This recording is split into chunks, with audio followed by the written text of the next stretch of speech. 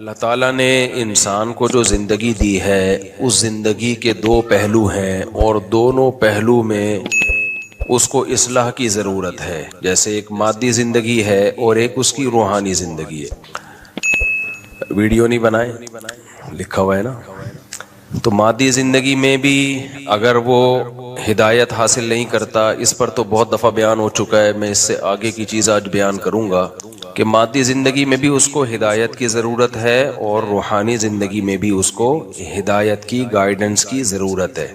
پھر جب اس کو گائیڈنس مل جائے، صحیح راستہ مل جائے، چاہے اس کا مادی زندگی سے تعلق ہو یا روحانی زندگی سے تعلق ہو، تو صرف ہدایت مل جانا کافی نہیں ہوتا، بلکہ ہدایت پر چلنے کے لیے اس کو اپنے نفس کے خلاف، اپنی خواہشات کے خلاف قربانی کی ضرورت ہوتی ہے. آج دونوں طرف سے گمراہیاں ہیں، ہدایت بھی نہیں مل رہی ہے تو غلط مل رہی ہے، اور جن کو صحیح مل رہی ہے وہ اس پہ چلنے کی کوشش نہیں کر رہے. صرف ان کے علم میں ہے کہ صحیح کیا ہے اور غلط کیا ہے. چلنے کے لیے ہمت چاہیے، حوصلہ چاہیے، تو وہ ٹھس ہو جاتے ہیں وہاں کے. نہ ہمت نہ حوصلہ. دین اور مذہب میں یہ پالیسی بنائی ہوئی ہے کہ میٹھا میٹھا ہپ ہپ اور کڑوا کڑوا تھو تھو. یہ مثال آپ نے اردو میں سنی ہوگی نا، کہ جو دین آپ کی خواہش کی تکمیل کا ذریعہ بنے بس اتنا تو دین صحیح ہے. جو دین آپ کے اگینسٹ جا رہا ہے وہ، اس کی عام مثال یہ ہے کہ میں نے بڑے بڑے مذہبی گھرانوں میں یہ چیز دیکھی ہے کہ صبح شام شریعت شریعت شریعت، لیکن جب بہنوں کی وراثت کا مسئلہ آتا ہے تو پھر ڈیلے کرتے ہیں اس کو. آپس کے جھگڑے جب ہوتے ہیں تو پھر اللہ اس کے رسول کو حکم نہیں بناتے، اسلام سے فیصلہ نہیں کرواتے. صبح شام مولانا لوگوں سے جن چڑیل بھوت بھگواتے ہیں، جنازے بھی انہی سے پڑھواتے ہیں، پھونکے بھی انہی سے لگواتے ہیں، لیکن اپنے فیصلوں میں یہ نہیں کہتے کہ جی مولوی صاحب جو فیصلہ کریں گے وہ ہم مانیں گے. چند دن پہلے ایک نکاح کی تقریب میں جانا ہوا تو ان بیچاروں کی کم بختی آئی ہوئی تھی. انہوں نے کہیں سادگی سے تقریب منعقد کی، بارات نہیں رکھی. انہوں نے کہا ولیمہ ہوگا جی دھوم دھام سے، بارات نہیں ہوگی. تو ایک طوفان کھڑا ہو گیا، ایک طوفان بدتمیزی رشتہ داروں کی طرف سے کہ یہ میت، یہ شادی ہے یا جنازہ ہے. تو اسپیشلی مجھے بلایا انہوں نے کہ کچھ بات کر لیں ان کے سامنے. میں نے بات کی، میں نے کہا بھائی ولیمے سے پتہ چل جائے گا کہ یہ شادی ہے، جنازہ نہیں ہے. بارات سے نہیں پتہ چلتا. بارات تو غیر شرعی چیز ہے. میت پہ رسومات دیکھ لیں آپ. اچھے اچھے دینداروں کو ہم نے دیکھا ہے، صبح شام تقریریں بھی ہوں گی. اپنے بارے میں ڈر لگتا ہے کہ ایسا نہ ہو کہ ہم بھی عملی زندگی میں ناکام نکلیں. ہم بھی بڑی بڑی باتیں کر رہے ہیں، ممبر پہ بات کرنا آسان ہے، جب عمل پہ آتا ہے تو پتہ چلتا ہے بھائی. تو میں عرض کر رہا تھا کہ ہم اپنی خواہشات پہ چلتے ہیں. جہاں شریعت ہماری خواہشات کے اگینسٹ جا رہی ہے تو پھر ہم رسومات اور اپنی خواہشات پہ چلنا شروع ہو جاتے ہیں. تو شادی بیاہوں میں بھی دو موقع ایسے ہیں جس سے انسان کے دین کا پتہ چلتا ہے. دو موقع، ایک خوشی میں، ایک غم میں. تو خوشی کا سب سے بہترین موقع شادی سمجھا جاتا ہے، اور غم کا سب سے برا موقع میت سمجھی جاتی ہے. دونوں میں انسان کا پتہ چل جاتا ہے کہ کتنے پانی میں، اور دونوں میں یہ بھی پتہ چل جاتا ہے کہ یہ جورو کا غلام ہے یا گھر میں اس کی حکومت ہے. معذرت کے ساتھ خواتین غصہ ہونا شروع ہو جائیں گی. اچھے اچھے لوگ میں نے دیکھا ہے بیگم کے ہاتھوں یہاں پر مجبور. بیگم کہہ رہی ہوتی ہے بارات نہیں کی تو یہ ہو جائے گا، بیگم کہہ رہی ہوتی ہے ہم نے تو یہ بھی کرنا ہے، یوں بھی کرنا ہے، فلانا بھی کرنا ہے. میرے بچے نے قرآن حفظ کیا تو گھر والوں نے کہا کہ ہم نے ہال میں جو ہے تقریب کرنی ہے. میں نے کہا نہیں، بچے نے قرآن حفظ کیا، ہم نے اس کی حوصلہ افزائی کرنی، لیکن گھر کے اندر ہی. جتنے مہمان آ گئے نہیں تو پتلی گلی سے نکلو. حالانکہ ہال میں بھی جائز ہے. تو گھر والوں نے کہا نہیں ہال میں. میں نے کہا ایک بچے کا ہال میں کیا تو میرے آگے 15 ماشاءاللہ اور ہیں، تو میں تو ہال ہی میں کرتا رہوں گا. پھر میں تو بڑھ گیا. کسی بچے کے حفظ پہ پھر مجھے خوشی ہوگی؟ بولو کیا خیال ہے بھائی؟ تو بڑے آپس میں مذاکرات ہوئے. نہیں جی، میں نے کہا نہیں، دیٹس آل، یہ نہیں ہو سکتا. اب گھر والوں کے پاس تو دلائل بہت ہوتے ہیں نا، اس میں کیا ناجائز کیا ہے بھائی. ایک دیکھو، جب آپ سربراہ ہو نا گھر کے، تو اب اگر آپ دلائل میں الجھنا شروع کر دیا نا آپ نے، تو پھر سربراہ نہیں ہو آپ. مثال کے طور پر آپ کو پولیس والے نے روکا، لائسنس دکھاؤ. آپ نے کہا لائسنس تو نہیں ہے. اس نے کہا چالان کاٹو. آپ نے کہا کیوں؟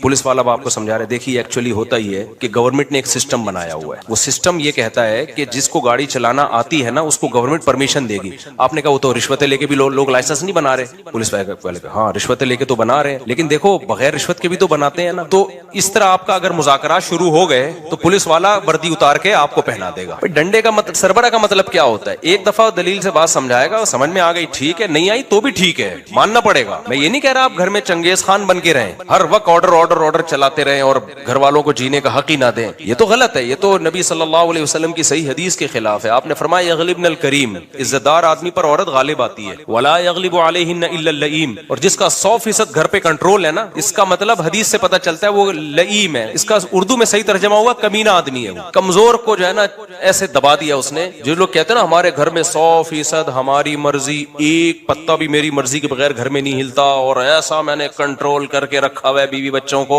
تو اس سے صاف پتہ چلتا ہے بھائی فرعون جب ہلاک ہوا تھا نا اس کی نسل میں 2-4 بچے رہ گئے تھے. تو یہ وہی ہے, یا تو چنگیز خان کی اولاد میں ہے یا ہلاکو خان کی اولاد میں, کیونکہ ایسا نہیں ہو سکتا کہ 100% گھر میں آپ کی چلے. کچھ آپ کی چلتی ہے, کچھ گھر والوں کی چلتی ہے, کچھ میں آدمی برداشت کرتا ہے. اور نبی صلی اللہ علیہ وسلم کی صحیح حدیث ہے کہ اگر پورا اپنا تسلط قائم کرو گے تو صحیح حدیث کا مفہوم یہ ہے کہ گھر میں طلاق کے علاوہ کچھ بھی حاصل نہیں ہوگا. تھوڑا سا کچھ اپنی چلا دی, کچھ گھر والوں کی چلا دی, ایسے مل جل کے ہنسی خوشی زندگی گزرتی ہے. لیکن ایک لمٹ ہے بھائی. آپ وہ خرچے بیگم کے کہنے پہ کرنا شروع کر دو کہ کل آپ کو لوگوں سے بھیک مانگنی پڑے, وہ آپ افورڈ نہ کر سکو, تو بڑے مسائل کھڑے ہو جاتے ہیں اس سے. آپ نے اپنی لمٹ بھائی یہ نہیں. دوسرا, آپ جب مقتدا اور رہبر ہو, آپ وہ کام کرو گے جو غلط ہے, لوگ کہیں گے لو بھائی جب اپنا نمبر آیا تو سب ٹھیک ہو گیا, اور جب دوسروں کی باری آتی ہے تو ممبر پہ بیٹھ کے تقریریں چلتی ہیں. تو چونکہ اس کام کی نسبت تو میری طرف ہوتی نا, میری طرف نسبت ہوتی. جائز ہے ہال میں بھی بچے کی تقریب کی جا سکتی ہے, لیکن میں نے بتایا نا کہ ایک ہوتا تو میں کر لیتا. اب اس پہ لوگ کہیں گے اسی لیے ہم کہتے ہیں زیادہ نہیں ہونے چاہیے. تو اولاد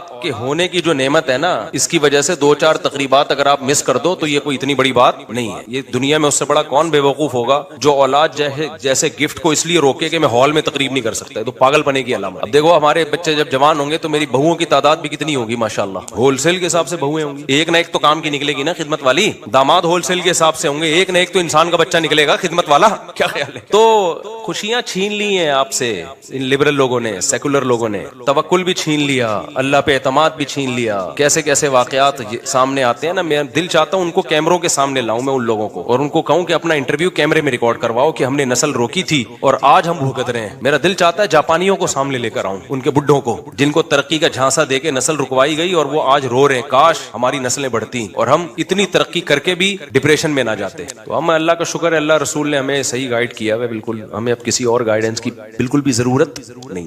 تو خیر, تو میں یہ عرض کر رہا تھا کہ 2 موقع ہیں جس پہ انسان کا پتہ چلتا ہے خوش ہے یا غم زدہ ہے. ایک موقع کون سا ہے بھائی؟ خوشی کا موقع, ایک غم کا موقع. خوشی میں اکثر شادی کی مثالیں دی جاتی ہیں, آپے سے باہر ہو جاتے ہیں لوگ. اللہ میاں نے دیکھو انسان کی کیا مثال دی ہے, ان الانسان خلق ہلوعا اذا مسہ الشر جزوعا واذا مسہ الخیر منوعا. اللہ نے فرمایا انسان بڑا جلد باز ہے, اعتدال میں نہیں رہتا, ہر موقع پہ آپے سے باہر. میں حرم میں تھا, میں پچھلے سال عمرے پہ گیا نا, تو شیخ معیقلی کی تلاوت بڑی خوبصورت تلاوت کرتے ہیں وہ امام حرم میں, بڑا پیارا قرآن پڑھتے ہیں. تو اللہ کی قدرت کہ میں جب پہنچا نا تو عشاء کی نماز کا وقت تھا, میں حرام میں تھا تو ڈائریکٹ نماز کھڑی تھی, طواف کا بھی موقع نہیں ملا. اب حرم کا منظر ہو اور ابھی آپ پہنچے ہو, تو امام حرم عشاء میں یہی آیت تلاوت کر رہے تھے. اور کمال کی بات ہے اس جگہ کھڑے ہو کر تلاوت کر رہے ہیں جہاں یہ نازل ہوئی آیت, مکی آیت ہے اور وہی نازل ہوئی ہے مکہ میں.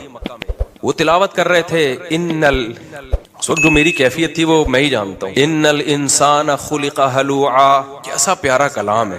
اللہ کہتے ہیں ہم نے انسان کو جو بنایا ہے نا یہ بڑا جلباز ہے, یہ کہیں بھی اعتدال پہ قائم نہیں رہتا. اذا مسہ الشر جزوعا, جب اسے مصیبت پہنچتی ہے بے صبری میں چیخو پکار شروع کر دیتا ہے, ہائے ہائے, جیسے کوئی خدا ہے ہی نہیں جو اس سے مصیبت کو دور کر سکتا ہے. جیسے یہ مصیبت آزمائش نہیں ہے بلکہ عذاب بن کے آئی ہے. جیسے پہلی دفعہ اسی کو مصیبت ملی ہے, اس سے پہلے تو آج تک کسی پر کوئی مصیبت آئی نہیں. یہ پڑھی لکھی قوموں میں ہمیں دیکھنے کو مل رہا ہے, فوراً ڈپریشن میں جاتے ہیں. اذا مسہ الشر جزوعا, فرمایا جب کوئی مصیبت پہنچتی ہے آپے سے باہر ہو جاتا ہے.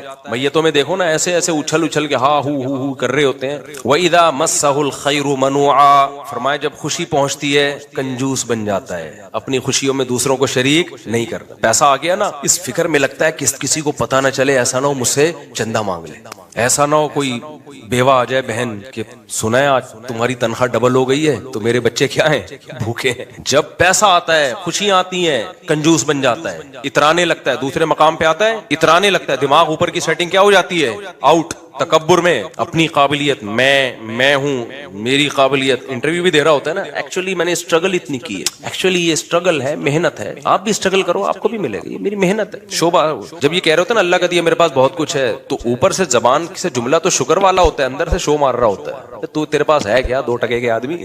مقصد یہ ہوتا ہے بتانے کا. سمجھتے ہیں کہ نہیں سمجھتے؟ جب شیخ معیقلی پڑھ رہے تھے نا، یہاں تک تو نارمل ہے، یہ تو اللہ نے جگہ جگہ قرآن میں کہا ہے. آگے جب انہوں نے یہ آیت پڑھی الا المصلین، یہ الا جو ہے نا ایک تلوار ہے. اللہ کہتے ہیں سارے انسان ایسے نہیں ہوتے. الا، ہاں کچھ لوگ ایسے ہیں جو نہ خوشی میں دیوانے ہو جاتے ہیں، اترانے لگتے ہیں، اور نہ غم میں غم کو اپنے اوپر مسلط کرتے ہیں. یہ وہ کون لوگ ہیں؟ الا المصلین، جو اللہ کو یاد رکھتے ہیں. اور یاد رکھنے کی سب سے بڑی علامت کیا ہے؟ نمازوں کو قائم کرتے ہیں. الذین هم علی صلواتہم یحافظون. عام نمازی نہیں، اپنے نمازوں کی حفاظت. نماز ایک سائن ہے. نماز اصل میں یہ بتانے کے لیے کہ اللہ ان کی زندگی میں ان ہے. جن کی زندگیوں میں خدا ہے نا، گاڈ ہے جن کی زندگیوں میں، وہ نہ خوشی میں اعتدال سے باہر نکلتے ہیں اور نہ غم میں وہ بے صبری کا مظاہرہ. کیونکہ ان کو پتا ہے خوشیاں بھی کس کے ہاتھ میں ہے؟ اللہ کے. غم بھی کس کے ہاتھ میں ہے؟ اللہ کے ہاتھ میں. تو جب سب کچھ اس کے ہاتھ میں ہے تو بھائی کبھی خوشی دے کے آزمائے گا، کبھی غم دے کے آزمائے گا. تو آپے سے باہر ہونے کی ضرورت نہیں ہے. خدا کی قسم، گورا اس نعمت سے محروم، جاپان والے اس نعمت سے محروم، آسٹریلیا والے اس نعمت سے محروم. نفسیاتی جتنے بھی ڈاکٹرز ہیں جو آپ کو ڈپریشن سے نکالنے کی کوشش کرتے ہیں، وہ اس نعمت سے محروم. ایتھیس، ملحد لوگ اس نعمت سے محروم. اس نعمت کا تعلق آپ کے ایجوکیٹڈ ہونے یا نہ ہونے سے، پڑھے لکھے ہونے یا نہ ہونے سے نہیں ہے. اس کا تعلق اس سے ہے کہ آپ کی زندگیوں میں اللہ کتنا ان ہے، آپ کی زندگیوں میں اللہ کو آپ نے کتنا انوالو کیا ہوا ہے. اور عملی طور پر اس کا ثبوت آپ کی نماز سے پتہ چلے گا. سمجھتے ہو کہ نہیں سمجھتے؟ تو جب اللہ پڑھا نا، وہ ایک تو وہاں کا ان کی آواز خوبصورت، پھر وہ مقام. تو میں سوچ رہا تھا یار، ایک یتیم پیغمبر جو نہ لکھنا جانتے جو نہ پڑھنا جانتے، کیسا خوبصورت کلام ان پہ آسمان سے نازل ہو رہا ہے، جس کو 1400 سال سننے کے بعد اتنا مزہ آ رہا ہے. تو جنہوں نے سید الانبیاء کے زمانے اقدس سے سنا ہوگا ان کو کتنا لطف آیا ہوگا. تبھی تو یہ مشرکین کہتے تھے یہ جادو ہے، جادو. ان ھذا الا سحر مبین، یہ کھلا ہوا جادو ہے. اسے سن کے انسان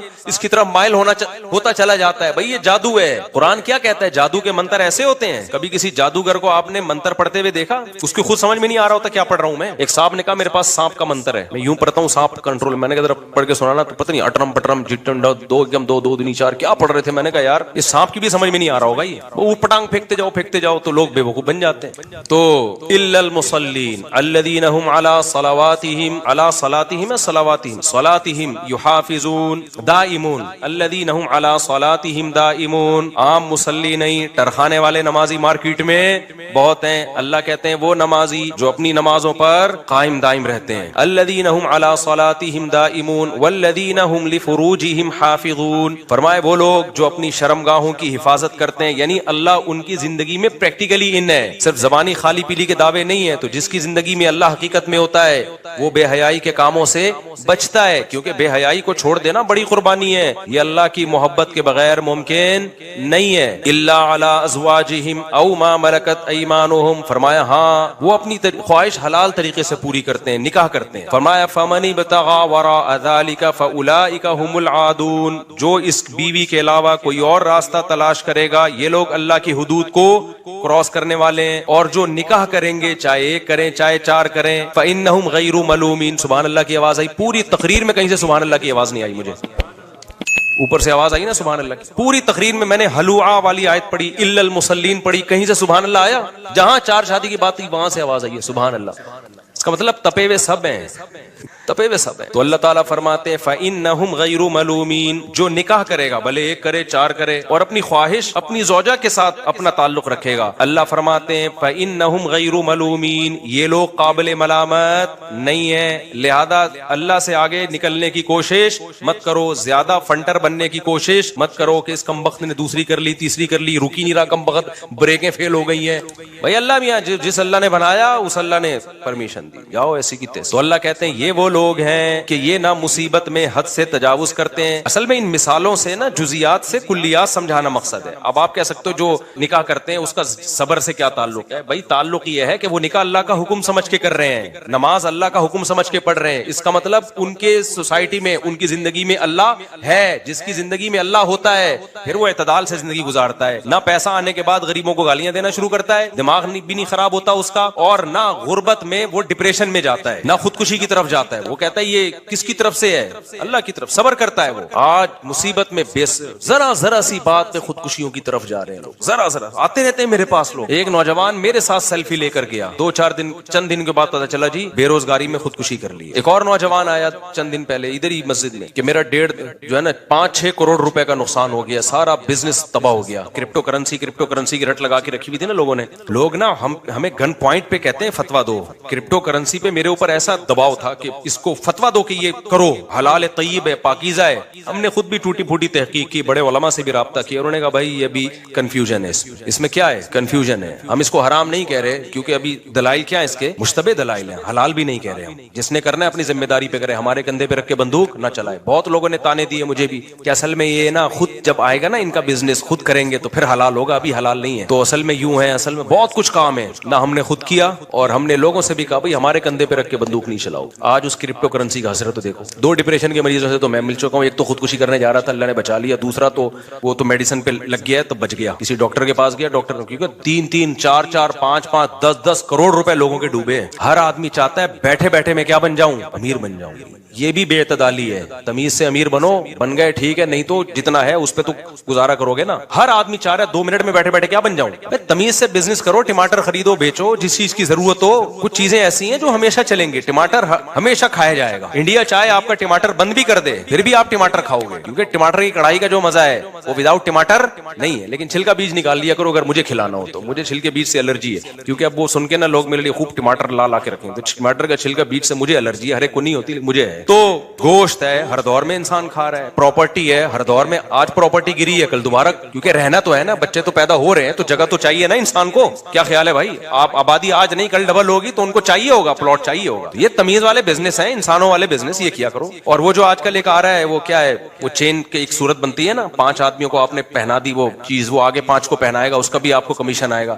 بلاک چین کہتے ہیں اس کو. کیا کہتے ہیں, کیونکہ ہم نے جب اس پہ ریسرچ کی تو گولڈن کی کے نام سے کمپنی نے بڑا بیوقوف بنایا تھا لوگوں کو. ہم لوگوں کو منع کر رہے ہیں یہ کمانے کا صحیح طریقہ نہیں ہے. یہ کون سا طریقہ ہے, وہ اگلا 5 کو 25 کو بیچے گا تو ان کا کمیشن آپ کو کس کھاتے میں مل رہا ہے. اس کا نقصان ہوگا آخر میں جب کوئی جو بندے رہ جائیں گے نا جن کو پہنانے کے لیے کوئی بندہ ملے گا ہی نہیں, ان کی رقمیں ڈوبیں گی. یہ گورے کا کوئی دین نہیں ہے بھائی. وہ کہتا ہے جس طرح سے پیسہ آتا ہے آئے بس. اسلام نے آپ کو ایک باؤنڈری کھینچی ہے, یہ جائز طریقہ ہے اور یہ ناجائز طریقہ ہے. تبھی تو انشورنس حرام ہے کہ آپ کے ابا مر گئے تو آپ کو پیسے مل جائیں گے, نہیں مرے تو انشورنس کمپنی کا فائدہ ہے. ابے یہ پیسہ کمانے کا کون سا طریقہ ہے, یہ تو جوا ہے. سمجھتے نہیں ہو بات کو. تو تبھی انشورنس کمپنیاں اگر یہ تعاون کر رہی ہوتی نا تو کبھی بھی آپ کے ٹی بی کے مریض کی بیمہ پالیسی لائف انشورنس نہ ہوتی اس کی. وہ پہلے چیک کرتے ہیں بندے کے مرنے کے چانسز کتنے ہیں. اگر مرنے والا ہے بالکل بھی اس کے ساتھ تعاون, ان کو پتا ہے یہ بھی پالیسی لے کے فوراً اگلے دن مرے گا, ٹھیک ٹھاک پیسہ اس کو دینا پڑے گا. وہ بالکل باڈی بلڈر ہو, اس کے ڈولے شولے بنے ہوئے, وہ فٹ فاٹ ہو بالکل, اس کو کہتے ہیں یہ آئے. جس کے بھی فی الحال وہ اس میں 150 اس طرح کے آ گئے تو انہوں نے کہا اگر ایک مر بھی گیا نا تو 99 کا پروفٹ تو ہمیں مل جائے گا. اب چونکہ اللہ کا قانون ہے, وہ اللہ تو پابندیاں لگاتے ہیں, انسان تو کہتا ہے جانے دو بھائی.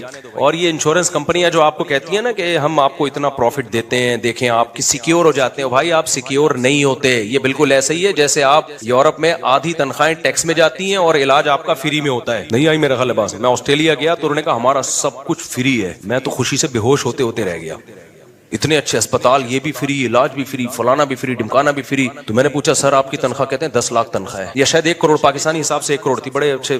تو میں نے کہا آپ کا ٹیکس, کہتے ہیں 43 لاکھ میرا ٹیکس میں جاتا ہے. میں نے کہا ایک دفعہ جو آپ ٹیکس دے دیتے ہو نا, ہمارے پاکستان میں پوری زندگی کی اسکول کی فیسیں آپ کی ادا ہو گئی, تو فری کہاں سے ہے. ہاں آرگنائز حکومتیں ہیں, ایک مینجمنٹ ہے, تو وہ ٹیکس دے کے ان پہ لگ جاتا ہے, وہ بھی پورا نہیں, پھر بھی نہیں لگتا, بہت زیادہ ٹیکس ہے. تو فری تو ہم لوگ ہیں بھائی, صحیح بتا دوں آپ کو, 50 روپے ٹیکس نہیں دے رہے. خیر خیر تو میں یہ عرض کر رہا تھا، کیا عرض کر رہا تھا، بار بار میں دائیں بائیں ہو رہا ہوں بھائی، یہ بڑا مشکل ہے یار، مجھے کنٹرول کرنا نا، مجھے کنٹرول کرنا بہت مشکل کا. ہاں تو میں یہ عرض کر رہا تھا الا المصلین الذین هم علی صلاتهم دائمون والذین هم لفروجهم حافظون والذین هم لاماناتهم وعهدهم راعون. اللہ کہتے ہیں میں جن کی زندگیوں میں ان ہوتا ہوں، جو اعتدال والی زندگی ہوتی ہے، نہ خوشیوں میں اترانا شروع کرتے ہیں، اوقات سے باہر آ گئے. جیسے غریب کے پاس نیا نیا پیسہ آئے تو کہتے ہیں نا یہ اوقات سے، کہتے ہیں نا لگتا ہے یہ دولت نہیں ہے، بالکل ہی آپے سے باہر ہو جاتا ہے. تو اللہ کہتے ہیں کہ اسی طرح وہ لوگ جن کی زندگیوں میں اللہ ان ہے، تو یہ کیسے پتا چلے گا؟ فرمایا لِأَمَانَاتِهِمْ وَعَهْدِهِمْ رَاعُونَ، وہ اپنی امانتوں اور معاہدوں کی پابندی کرتے ہیں. مسلمان کبھی بھی کسی کی امانت میں خیانت نہیں کرتا. اگر وہ کسی کا کرایہ دار ہے تو مالک مکان کو بیل دبا کے کھڑا نہیں ہونا پڑتا، وہ اس کا کرایہ جو اس کی امانت ہے اس کے اکاؤنٹ میں پہلی تاریخ کو یا بہت زیادہ 5ویں تاریخ کو بغیر کہے ڈال دیتا ہے. اگر وہ ڈال رہا ہے تو اس کا مطلب اس کی زندگی میں اللہ ہے. اگر وہ نہیں ڈال رہا اور ٹرخا رہا ہے تو اس کا مطلب اس کی زندگی میں اللہ نہیں ہے. تو آپ ہی کوئی ٹینشن آنے دو، پھر دیکھو کیسا پاگل ہوگا یہ. اسی طرح میرے بھائی جب کرایہ دار مکان، اپنے سارے قصے لے کے میں آپ کو سنا رہا ہوتا ہوں، اگر کوئی کرایہ دار مکان خالی کر دے تو مالک مکان اس کا ایڈوانس 6 مہینے سال روک کے نہیں رکھتا، بغیر کہے اس کو ٹائم پہ واپس کر دیتا ہے. اگر واپس کر رہا ہے اس کا مطلب یہ مالک مکان انسان کا بچہ ہے. اور اگر کرایہ دار فون کر کے اس کو یاد دلا رہا ہے، اگر وہ مالک مکان میرے بھائی بار بار آپ کرایہ دار اس کو یاد دلا بے اللہ کے بندے میرا ایڈوانس تو دے دے، اور وہ کہ کل دوں گا، پرسوں دوں گا، ترسوں دوں گا، اس کا مطلب یہ مالک مکان انسان کا بچہ نہیں ہے، اس کی زندگی میں اللہ نہیں ہے. اس کو کوئی خوشی یا غم آنے دو، پھر دیکھو اس کا ہوتا کیا ہے. پیسوں میں میرے بھائی آج کل نمازی بھائی بھی ہمارے ماشاءاللہ بڑے معاملات خراب چل رہے. تو وہ جو میں بتا رہا تھا نا 5-6 کروڑ کا نقصان کر کے آیا، خودکشی بیچارہ کرنے والا تھا، تو میں نے اس کو سمجھایا مت کر. کہہ رہے میں کیا کروں، میں شادی شدہ ہوں، اب میرے کرپٹو کرنسی میں بڑھ گیا، میں پیسہ برباد ہو گیا میرا. تو میں نے کہا میرے بھائی آپ نے گناہ کیا، گناہ کا حل کیا ہے؟ 2 رکعت پڑھ کے اللہ سے توبہ کرو. تو اللہ سے رو کے معافی مانگو. رونا نہیں آتا، رونے جیسی صورت بنا لو. کتنا آسان کر دیا اللہ نے، کیونکہ رونا اپنے اختیار میں نہیں ہے. کچھ لوگ ہیں جن کے اختیار میں ہے، جب چاہے بٹن دبائیں رونا شروع کر دیں گے. ٹی وی پہ آتے ہیں نا شب برات پہ رو رہے ہیں، اس کے بعد ہنس رہے ہیں. وہ پتہ نہیں ان کو اللہ نے کیا صلاحیتیں دی ہیں. تو وہ ایکٹر لوگ ہوتے ہیں، مذہبی ایکٹر بھی بہت ہیں دنیا میں، سیاسی ایکٹر بھی بہت ہیں. بعض دفعہ جس نے مارا ہوتا ہے وہی رو رہا ہوتا ہے سب سے زیادہ جنازے میں. حقیقت یہاں ایکٹنگ بہت ہے، لیکن سچی مچی کا جو رونا ہے بھائی وہ اپنے کنٹرول میں نہیں ہوتا. تو اپنے کنٹرول میں تھوڑی ہوتا ہے جو سچی مچی کا رونا ہے. تو اب اللہ تعالیٰ کیا فرماتے ہیں؟ ہاں وہ جو تھا نا، میں چونکہ یہ واقعہ سنا دوں، اور بھی بہت سو کو خودکشی کے اللہ نہ کرے خیالات آ رہے ہوں، تو یہ سن کے نا ان کو موٹیویشن ملے گی، خودکشی کی طرف نہیں جائیں گے. اب وہ کروڑوں روپے ڈوب گئے، شادی شدہ آدمی ہے. میں نے کہا پہلے تو 2 رکعت پڑھ کے اللہ سے کیا کرو، توبہ کہ اللہ میں نے ایک دن میں کروڑ پتی بننے کی کوشش کی ہے، مجھے معاف کر دے. دنیا کو مسافر خانہ میں نے نہیں سمجھا. اور علماء منع بھی کر رہے تھے، کرپٹو کرنسی ایک رسکی چیز ہے، ہوائی چیز ہے، ایک سافٹ ویئر ہے. تو کہہ رہے میں نے کہتے ہیں پھر اللہ معاف کر دے گا. میں نے کہا ہاں. کہہ رہے ابا تو نہیں معاف کریں گے نا، بیوی بچے کہاں سے تو نہیں معاف کریں گے نا. کہہ رہے جب گھر میں جاؤ تانے ملتے ہیں. میں نے کہا دیکھو اللہ نے انسان کو ایسا بنایا ہے کہ جب بار بار اس کی بے عزتی ہوتی ہے اور وہ برداشت کرتا رہے تو اس کی عزت خود بخود ختم ہو جاتی ہے. اور جب عزت ختم ہوتی ہے تو بے عزتی فیل ہونا ختم. حقیقت ہے. وہ ایک آدمی تھا نا، کسی محلے سے آیا، کہتا ہے اللہ کا بڑا فضل ہے میری عزت نہیں ہے اس علاقے میں. لوگوں نے کہا اس میں فضل کی کیا بات ہے؟ کہہ رہا اگر عزت ہوتی نا تو آج بڑی بے عزتی ہو جانی تھی. مجھ سے کام ایسا ہو گیا کہ بے عزتی. کہہ رہے پہلے سے عزت ہی نہیں تھی. دیکھو کوئی چرسی ہیروئن چی جوتے چراتا ہوا پکڑا جائے تو اپنی بے عزتی فیل کرتا ہے؟ وہ بالکل بھی فیل نہیں کرتا. تو میں نے کہا میرے بھائی جب آپ چند دن ابا کے تانے سنو گے، ادھر سے تانا، بیوی کا تانا، بچوں کا تانا، تو چند دن صبر کر لو، کیونکہ وہ نہ گھر چھوڑ کے روڈ پہ سو سکتا ہے بھائی، بیوی بچے چھوڑ کے کہاں جائے وہ. تو میں نے کہا تھوڑے دنوں میں یہ ہوگا کہ آپ کو بے عزتی فیل ہونا، بے عزتی ہوگی، فیل نہیں ہوگی. ہوگی مگر فیل اتنا خوش ہوا نا، صحیح بات، ایسا خوش ہوا مجھے لگا اس کے چہرے پہ باہر آ گئی. میں نے کہا چند دن کی بات، عادت ہو جائے گی. ہر وقت آنے. میں یہ سب بھگتا ہوا ہوں اصل میں، کیونکہ میں نے جب دوسری کی تھی نا تو میرے ساتھ یہی ہوا تھا. یہ سب پریکٹیکلی ہو چکا ہے میرے ساتھ. تو مجھے اپنی شروع میں بہت بے عزتی فیل ہوتی تھی. مجھے لگتا تھا دنیا کا سب سے برا آدمی اس کائنات میں میں ہوں. تھوڑے دن میں فیل ہونا ختم ہو گئی. تو اس کے بعد آٹو پہ سیٹ ہو گئے ہم، آٹو پہ ہو گئے. تو اللہ تعالیٰ کیا فرماتے ہیں کہ بھئی الا المصلین، ہاں والذین هم لاماناتهم وعهدهم راعون، امانتوں میں خیانت نہیں کرتے. 2 نمبر ہی نہیں کرتا مسلمان، معاہدوں کی خلاف ورزی نہیں کرتا. زبان سے کچھ بول رہا ہے اور دل میں نیت کچھ اور ہے. آج کل جو جتنی زیادہ ٹوپیاں کرائے نا اس کو اتنا صاحب کمال سمجھا جاتا ہے. جتنا جھوٹ بولے گا اتنا اچھا سمجھا جائے. تجارت میں تو اب اعتماد ہی نہیں رہا نا یہاں کی پروڈکٹ. اچھا میرا ایک بیان چلا ہے کہ ہمارے مسالوں پر باہر ملکوں میں پابندی ہے, یہ فیس بک پہ بیان چلا ہے, اس پہ لوگوں نے نیچے کمنٹس کیے ہوئے یہ جھوٹ بول رہے ہیں, ہم نے تو بہت سارے اپنی کمپنیوں کے مسالے دیکھے ہیں. دیکھو جب ایک آدمی اتنے کانفیڈنٹلی کسی ممبر پہ بیٹھ کے دعویٰ کرتا ہے نا تو غلط نہیں کر رہا ہوتا. اگر آپ کو لگ رہا ہے کہ غلط کر رہا ہے تو آپ اس کی بات کو سمجھو, آپ اس کو صفائی کا موقع دو. ایک دم جھوٹ کے الزامات لگا دینا, میری دنیا میں کتنی ٹریولنگ ہوئی ہے تو میں اتنا بڑا جھوٹ بولوں گا کہ ان کمپنیوں کو بدنام کرنے کے لیے. باہر ملکوں میں جو مسالے مل رہے ہیں نا ان کا فارمولا چینج ہوتا ہے, سمجھتے ہو کہ نہیں سمجھتے؟ تو میں نے یہ نہیں کہا کہ ان کمپنیوں کو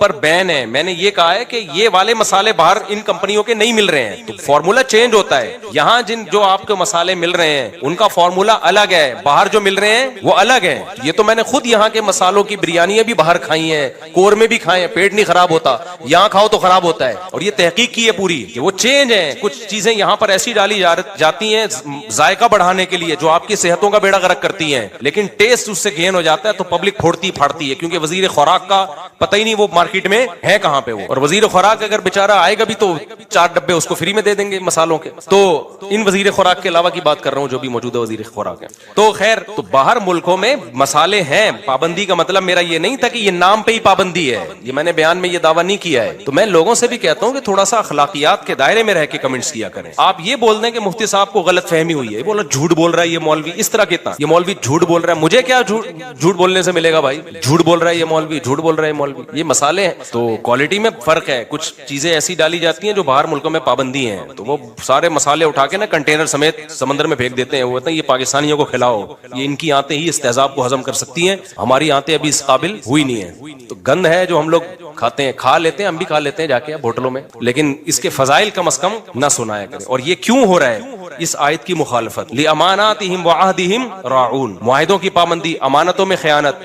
جب کوئی بندہ ہوٹل میں کھانا کھانے کے لیے جاتا ہے تو وہ بھی تو ایک آپ پر اعتماد کر کے گیا ہے نا, کیا خیال ہے بھائی؟ تو اس کو اگر آپ صرف ٹیسٹ کے لیے نقصان دہ چیز کھلانا شروع کر دیں تو یہ بھی تو اس کے ساتھ خیانت ہو رہی ہے. وہ آپ پر اعتماد کر کے آیا آپ کے ہوٹل میں, تو یہ خیانت ماشاءاللہ طبیعت سے چل رہی ہے ہماری سوسائٹی میں. تو الا المصلین, یہ میں بتا رہا تھا کہ وہ جب انہوں نے پڑھا نا الا المصلین تو کیسا پیارا کلام ہے. مفتی صاحب پیسے اکٹھے کرنے کی کوئی ترتیب بتائیں, میں کافی سالوں سے کوشش کر رہا ہوں مگر پیسہ نہیں آ رہا, مالدار نہیں ہو رہا. آپ پہلے سیونگ کرتے ہیں, 1 سال کا مال بیک اپ کرنا کیسا ہے؟ پیسہ کمانے کے طریقے ان لوگوں سے پوچھو جو پیسہ کما رہے ہیں, سمجھتے ہو؟ ہم تو نہیں کما رہے, سیدھی سی بات ہے. جو تھوڑا بہت تجربوں کے بعد ایک یعنی کمانے کا مطلب کوشش نہیں کر رہے کمانے کی, ہمیں تو بغیر کوشش کے ہی مل رہا ہے, کیونکہ اب تجربے پہلے میں کر چکا ہوں, انویسٹمنٹ کے ڈبو چکا ہوں, پھر مجھے تعلقات کی بیس پہ ایسے ایماندار تاجر مل گئے کہ ان کے ساتھ جب انویسٹمنٹ کیا تو وہ ایمانداری کی بیس پہ انہوں نے مجھے نفع دینا شروع کیا. تو یہ ہر ایک کو یہ فیسلٹی ملتی نہیں ہے, سمجھتے ہو کہ نہیں سمجھتے؟ تو ایماندار لوگوں کا ملنا بڑا مشکل ہے. اب جب انسان کے تعلقات بہت بڑھتے ہیں تو پھر ایماندار لوگ اس کو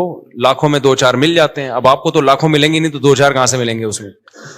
تو یہ جو ہے نا پیسہ کمانے کا, ان لوگوں سے پوچھو جو پیسہ کمانے کے طریقے جانتے ہیں. میری تو زندگی پیسے کو لات مارنے میں گزری ہے, نہیں کمانے میں گزری ہے. لوگ یہ سن کے حیران ہوتے ہیں مولوی صاحب باتیں کیسی کر رہے ہیں, اور یہ کوئی خوشی کی بات نہیں ہے کہ لات مارنے میں گزری, بیوقوفی کی ہے میں نے, لیکن کی ہے. یہ کاروبار میں نے کیا تو جان کر اس کو ٹھپ کرنے کی کوشش کی. یعنی میرے پاس کسٹمر جب آتا تھا نا, 2007-8 کی بات کر رہا ہوں, میرا شہد کا بزنس تھا, گھر میں شہد کا اسٹاک پڑا ہوا ہوتا تھا. یہاں بندہ آ کے کہتا تھا جی 1 کلو آپ بیری کا شہد, یہ کیش اماؤنٹ دے رہا ہوں آپ لے آئیں جا کے. میں کہتا اوپر کون جائے یار, سیڑھیاں چڑھ کے جانا پڑے گا, لے کر آنا پڑے گا. تو میں کہتا تھا ایسا کریں آپ کل آ جائیں, کائنڈلی آپ کب آ جائیں. وجہ اس کی یہ تھی کہ مجھے یہ تھا کہ ناشتہ میں نے کر لیا, دوپہر کھانا میں نے کھا لیا, رات کا کھانا پڑا ہوا ہے, مدرسے سے اتنی تنخواہ مل رہی ہے کہ میرا راشن پانی 2 گھروں کا ہو جاتا ہے. مہینے کے بعد کچھ نہیں بچتا تو تنخواہ آ جاتی ہے. تو اور اگر جامعہ سے تنخواہ نہیں ملے, بعض دفعہ وہاں بھی حالات ایسے چلتے رہتے ہیں 2 مہینے, دکان والے سے اتنے تعلقات ہیں وہ کریڈٹ پہ دے دیتا ہے, جب 2 مہینے بعد تنخواہ ملے گی تو 2 مہینے کے اکٹھے پیسے نمٹا دیں گے اس کو. تو ایسے ہمارا حساب کتاب چل رہا تھا. تو مجھے یہ تھا کہ یار میری خواہش کیا ہے, ذاتی گھر پراپرٹی تو میری خواہش نہیں ہے. ایک گھر مسجد نے دیا ہوا ہے, ایک جامع تو رشید مجھے اس کا رینٹ دیتا ہے, میں جامع میں ٹیچر ہوں, تو گھر کا رینٹ, وہ 2 بیویاں تھی میری اس وقت, رینٹ جامعہ دے رہا ہے, گیس بجلی کا بل, اور ایک گھر مجھے مسجد میں امامت ہے, تنخواہ تھوڑی ہے لیکن مجھے یہ سہولت ہے, انہوں نے گھر دیا ہوا ہے. مجھے کیا ضرورت ہے پیسہ, میری جو اپنی کھوپڑی تھی وہ یہ تھی. تو گھر میں آٹا, دال, گوشت, انڈا جو ضرورت ہوتی ہے, ہر روزانہ گوشت نہیں بنتا تھا, ہفتے میں 1 آدھ دفعہ گوشت بن جاتا ہے, بہت ہفتے میں. کیٹو ٹوپی ڈرامہ چھوڑ دو, کیٹو ڈائٹ یہ غریبوں کے کام نہیں ہے. غریب آدمی سب کچھ کھا کے بھی ٹھیک رہتا ہے اور امیر آدمی روزانہ انٹرنیٹ پہ سرچ کر رہا ہوتا ہے کیا کھانا ہے, پھر بھی مر جاتا ہے بہت جلدی. تو ظاہر ہے ہم اپنی کیٹو بھی کھائیں گے تو اپنی حیثیت کے حساب سے کھائیں گے نا. تو ہفتے میں ایک دن ہمارے گوشت بنتا تھا اور ایک دن کڑھی بنتی تھی, دال چاول ایک دن, وہ ہمارا اس سیٹ اپ چل رہا تھا. صبح مجھے پراٹھے, میں نہیں چھوڑ سکتا تو انڈے پراٹھے مجھے ہو جاتے تھے. تو میں سوچتا تھا یار میرا تو گزارا ہو رہا ہے, بچوں کی اسکول کی ہم نے ٹینشن لی نہیں, ہم نے کہا پیسے ہوں گے تو اسکول پڑھا دیں گے, نہیں تو بھائی ہوم اسکولنگ, گھر میں رہو بس پڑھو, جتنا اما کو آتا ہے وہ پڑھا دے گی, جتنا ہمیں آتا ہے ہم پڑھا دیں گے. تو اب اس کے بعد مجھے جو میں دل کی, میرے جو دوست احباب ہے نا ان سے آپ یہ پوچھ سکتے ہیں, آپ سمجھیں مجھے شو مار رہے ہیں, شو نہیں مار رہا, میں اپنی برائی کر رہا ہوں, یہ برائی سے کر رہا ہوں, یہ ٹھیک نہیں ہے, آپ ایسا نہ کریں. ہمارا اپنا مزاج ہمیشہ سے ایسا ہی رہا. تو اب یہ کہ یار کیونکہ اب پڑ ہی نہیں رہی سر پہ نا, کوئی ضرورت ہی نہیں آ رہی. جب پڑتی ہے تو پھر آدمی کمانے کی سوچتا ہے, پڑ ہی نہیں رہی سر کے اوپر. میری ضرورت تھی پراٹھا. مجھے یاد ہے جب میں نے دوسری شادی کا ارادہ کیا, اچھا پراٹھا بھی گھر کا نہیں, مجھے ہوٹل ہی کا پراٹھا چاہیے, گھر کا نہیں. گھر میں وہ مزہ نہیں آتا پراٹھے میں, جتنا بھی اچھا بنا وہ. ابھی میرے ساتھ بیٹھ کے پراٹھا کھاؤ تو تمہیں پتا ہے. ایک دن لاہور سے ایک بندے آئے, انہوں نے کہا یہ پراٹھے بیان میں بہت کرتے ہو. میں اس کو لے گیا ہوٹل میں, میں نے ناشتہ کرا, کہہ رہا یار واقعی ایسا پراٹھا آج تک میں نے نہیں کھایا. تو وہ بڑے پیٹ کے لیے بہت نقصان دہ ہوتے ہیں, لیکن یہ ذہن میں رکھیے گا, وہ سفید آٹے کے پراٹھے ہوتے ہیں, مزہ بہت ہے یار. ٹھیک ہے. تو اب کیا تھا کہ میں نے کہا میری بنیادی ضرورت, بنیادی بھی نہیں ہے, عیاشی ہے پراٹھا. بنیادی ضرورت تو ناشتہ ہے ہی نہیں, 2 ٹائم کی روٹی ہے, ناشتہ تو آپ کی گریوی ہے. تو میں یہ سوچتا تھا کہ یار میرے پاس تو گھر بنانے کے پیسے نہیں ہیں, اللہ نے 2 گھر مجھے فری پھوکٹ کے دیے ہوئے, ایک کا کرایہ وہ ادارہ دے رہا ہے جہاں میں ٹیچر ہوں, اور ایک مجھے مسجد میں امامت کی وجہ سے امام ہونے کی حیثیت سے ملا ہوا ہے. ابے میں تو کروڑ ارب پتی آدمی ہوں, لوگوں کے پاس ایک ایک گھر نہیں ہے, میرے پاس 2 گھر. اللہ کی قسم دل میں یہ کیفیت, یہ اوپر سے نہیں کہہ رہا. اور لوگ روتے ہوئے آ رہے ہوتے تھے میں ذاتی گھر نہیں بنا سکا اور میرے پاس یہ نہیں ہے. میں کہتا اس کو دیکھو پاگل آدمی. مجھے اس پہ ترس اس پہ نہیں آتا تھا ذاتی گھر نہیں ہے, مجھے اس پہ آتا تھا یہ بیوی بیچارے کی یہ کی ہے, میں عیاشی کر رہا ہوں, میری بیویاں کتنی ہیں, 2 ہیں. رینٹ کے گھر تھے ہمارے, رشتے بھی ہم بیچتے تھے. تو کہ بھائی تیسری شادی کے لیے پیغام بھیجا, کہاں رکھو گے بھائی, وہ دوسری کو آمادہ کر لیا کہ تیسری کو اپنے ساتھ رکھ لے. انہوں نے کہا بھائی آج کل کوئی نہیں رہتا. اس بیس پہ میری بہت دنوں تک شادی نہیں ہوئی. پھر ایک دفعہ ہو بھی گئی تھی, ایک دفعہ ہوئی تھی تو تبھی ہوئی نا, پھر 3 وہ اسی ایام میں ہوئی ہے, انہیں غربت کے ایام میں. تو الحمدللہ اس وقت مجھے کہیں اتنا سی بھی فیلنگ نہیں ہوئی ہے کہ میں غریب ہوں. اللہ کی قسم میری یہ کیفیت تھی, میرے سے بڑا سیٹ شاید دنیا میں کوئی بھی نہیں. وجہ اس کی یہ تھی, میں سوچتا تھا کہ ایک ہوتی ہے ضرورت, اللہ میری صرف ضرورت پوری نہیں کر رہا بلکہ مجھے ضرورت سے کئی گنا زیادہ دے رہا ہے. یہ جو پراٹھے میں صبح انڈے کے ساتھ پھوڑ رہا ہوں یہ میری ضرورت بولو تو میں تو 3 ٹائم کا کھانا کھا رہا ہوں یار. گوشت ہفتے میں 1 دن کھا رہے ہیں تو کیا ہوا, دال چاول اور بھنڈی کا جو مزہ ہے, خدا کی قسم بھوک لگ رہی ہو, بھنڈی ایسے پھوڑتا ہے آدمی, میں تو مزے لے کے کھانا کھاتا ہوں. بھوک لگ رہی ہو, ابھی مجھے لگ رہی ہے بھوک, باقی مجھے سخت بھوک لگ, میں نے دوپہر کھانا نہیں کھایا اس لیے بھوک لگ رہی ہے, صبح کا ناشتہ کیا ہوا ہے. تو اب میں نے سب گھروں میں فون گھمایا ہے کیا پکا ہوا ہے, یہ سہولت ہے. تم غریبوں اب میرا تمہیں گالیاں دینے کا دل چاہ رہا ہے. ہم نے فوکس کیا شادیوں کو جو نیچرل ہے, تم فوکس کرتے ہو بحریہ ٹاؤن کو, گاڑیوں کو. یہ نیچرل تھوڑی ہے یار. جو نیچرل لذتیں ہیں وہ تو بیوی اور بچوں میں ہیں. سمجھتے ہو کہ نہیں سمجھتے؟ بیویاں ہونی چاہیے, بچے ہونے چاہیے, وہاں سے محبتیں ملتی ہیں. گاڑی بھی تو تھوڑے دن میں جی بھر جاتا ہے, پھر آدمی کہتے ہیں اس سے اونچی کی گاڑی, پھر اس کے بعد پھر بڑے بڑے لوگ گاڑیاں بیچ دیتے ہیں, اوبر میں جا رہے ہوتے ہیں. وہ یہ کھلونے ہیں تھوڑے دن کے دل بہلانے کے, ان سے دل بھر جاتا ہے. نہ بیویوں سے دل بھرتا ہے نہ بچوں سے دل بھرتا ہے. یہ تو نیچرل ہے نا. پراٹھے سے دل بھرتا ہے, کبھی روٹی سے دل بھرا کسی کا؟ 1 دن کھائی 2 دن کھائی, اب میں نہیں روٹی کھا رہا, اب پھر بھوک لگے گی پھر روٹی کھانے کا دل. یہ نیچرل ہے. تو ہم شروع سے کوشش کرتے ہیں نیچر پہ رہیں بھائی, نیچر پہ رہیں. تو یہ تو بچکانا باتیں, گاڑی بنگلہ بحریہ ٹاؤن, پیسہ بہت دے دیا تو بنا لو, نہیں ہے تو یہ کوئی تھوڑی فضول چیزیں یار. دیواروں اینٹوں سے, میں نے تو اپنی زندگی میں ایسے ایسے لوگوں کو دیکھا اربوں روپے لگا کے انہوں نے شیش محل بنایا, اتنا بہترین گھر, خدا کی قسم رہنا نصیب نہیں ہوا. جس دن گھر تیار ہوا ہارٹ اٹیک ہوا, مر گئے. کاش وہ اربوں روپے لگا کے اپنی صحت کا خیال کر لیتے یا کچھ اور کر لیتے. تو بچے بھی پھر وہ فری پھوکٹ کے پیسہ نا بیچ باچ کے کھا رہے ہوتے ہیں, عیاشیوں میں اڑا رہے ہوتے ہیں. تو اس لیے ابھی جو ہے وہ میں نے گھروں میں فون گھمایا تو شلجم اور جو ہے گوشت کا شوربہ کہیں نہیں پکا ہوا تھا. تو گارڈوں سے میں نے پوچھا تم لوگوں نے کیا پکایا, انہوں نے کہا شلجم گوشت. میں نے کہا ہم آپ کے ساتھ کھانا کھائیں گے آج. شلجم گوشت شوربے والا تازہ, سب مزہ آتا ہے یار. بڑے گوشت میں نا شلجم ڈال دو, سبزی ڈال کے پکاؤ, بڑا مزہ. تو اتنی خدا کی قسم یہ لذیذ نعمتیں, اللہ بھوک لگ رہی ہو, اچار ہو, دال چاول ہو, کڑی پتے والی, آپ کو لگ نہیں رہی نا, اس لیے آپ کو مزہ نہیں آ رہا. ابھی سموسے کھا کے بیٹھے ہوگے آپ چائے کے ساتھ.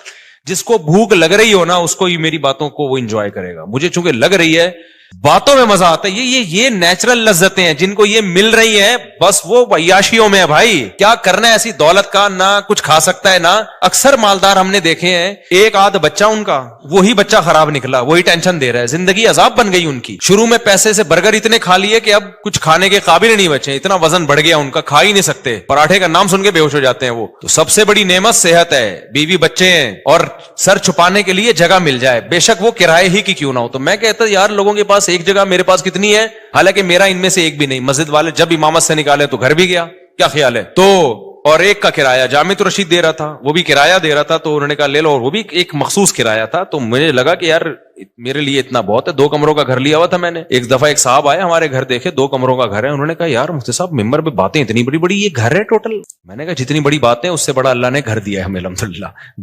2 کمرے, میری ضرورت اس سے پوری ہو رہی ہے. اس وقت میرے 16 بچے تھوڑی تھے, 2 بچے تھے, تو 2 کمرے بہت ہیں, بہت ہیں 2 کمرے رہ لیتے ہیں. ایک واش روم ہے, کچن ہے, تھوڑے بہت. بس ایک چیز کی مجھے ٹینشن تھی, دھوپ نہیں ہے اس میں, ہوا بھی تھی, دھوپ نہیں ہے, تو وہ ایک ٹینشن تھی. تو میں کہتا تھا یار اللہ نے ساری عیاشیاں دی ہوئی ہیں, تو ایک تھوڑی سی اگر ٹینشن دے دی تو کیا ہے. دھوپ کا انتظام نہیں ہے, کیونکہ سن لائٹ میرے لیے, میں نہیں بغیر دھوپ کے بغیر گزارا ہوتا. تو پھر وہ یہ بڑی ایک ٹینشن ہوتی ہے انسان کو. خیر, تو میں جب دوسری کی سوچ رہا تھا نا, تو میں ناشتے نہیں مجھ سے چھوٹ رہے تھے ہوٹل کے جو خاص قسم کا پراٹھا. تو مجھے یاد ہے میں نے اپنے دوست کے ساتھ پلاننگ کی, یار میں اب دوسری شادی کر رہا ہوں, میرا خرچہ بڑھے گا, مجھے یہ ہوٹل کا پراٹھا چھوڑنا پڑے گا. آپ اندازہ لگا رہے ہو غربت کا. لیکن میں غریب نہ اس وقت سمجھتا تھا نہ اب, اور حقیقت ہم کہاں خسے غریب ہیں بھائی. میں نے کہا یار یہ مجھے قربانی دینی پڑے گی, کیونکہ اب میرے خرچے ڈبل ہو جائیں گے. تو مجھے اب یہاں سے کیا کرنا ہے, یہ عیاشی جو ہے نا, عیاشی پٹھان ہوٹل کے جا کے پراٹھے پھوڑ, یہ عیاشی مجھے چھوڑنی پڑے گی. لیکن اللہ کی قدرت ایسی ہوئی کہ وہ بھی نہیں چھوڑنی پڑی. آپ جیسے جیسے شادی کرتے ہیں, بچے ہوتے ہیں, آپ کی سورس آف انکم بڑھتی چلی جاتی ہے, کم نہیں ہوتی ہے. تو کم ہوتی نہیں ہے کسی قیمت. اب میری سورس آف انکم پھر کہاں سے, کیا آسمان سے پیسے برسنا شروع ہوئے.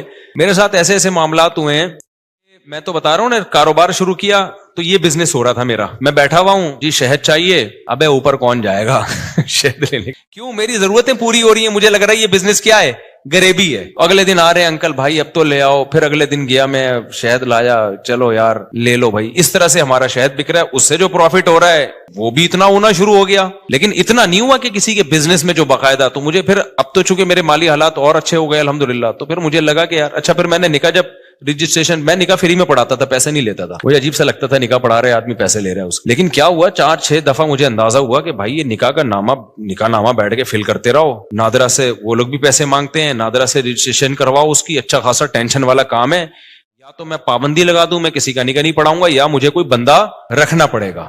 میں نے بندہ رکھا کیونکہ میرے پاس بہت زیادہ لوگ آ رہے تھے نکاح پڑھوانے کے لیے. اچھا, اس کام کے لیے مجھے نکاح رجسٹرار بننا تھا. لوگوں نے کہا مفتی صاحب آپ نکاح رجسٹرار بن جاؤ, اس میں بڑے پیسے آئیں گے. میں نے کہا 1 سال تک مجھے یہ توفیق ہی نہیں مل رہی کہ میں جاؤں آفس کہ مجھے سرٹیفکیٹ دے دو قاضی کی نکاح رجسٹرار کا. ہلا ہی نہیں جا رہا کیونکہ ضرورت نہیں ہے نا, پراٹھے چل رہے تھے اسی حساب سے, تو میں کیوں جاؤں. پھر میں نے کیا کیا, ایک قاضی نے مجھے, ایک نکاح رجسٹرار نے کہا یار آپ میرا فارم لے کے پڑھا آپ دیا کرو, فیس لے کے مجھے دے دیا کرو آپ میں رجسٹر کر. تو میں نے ایسا کرنا شروع کیا, 6 مہینے میں نے ایسے کیا. ایک نکاح رجسٹرار آئے, انہوں نے کہا میرے پاس پورا سیٹ اپ ہے, پڑھا آپ دیا کرو, ڈاکومنٹیشن میں کر دوں گا, پیسے کس کو دے دیا کرو. پیسے لینا شروع کر دیا, ان کو دینا شروع, اس کی تو محنت ہو رہی تھی نا بیچارے کی, نکاح بھرنا بھی ہے اس نے. ایک دن کیا ہوا, جو یونین کونسل میں ہوتے ہیں نا, جو نکاح رجسٹریشن کا سرٹیفکیٹ دیتے ہیں, وہ خود میرے پاس چل کے آ گیا. مفتی صاحب آپ کے نام سے, آپ کے سائن سے اتنے نکاح ہو رہے ہیں, تو آپ خود نکاح رجسٹرار کیوں نہیں بن جاتے.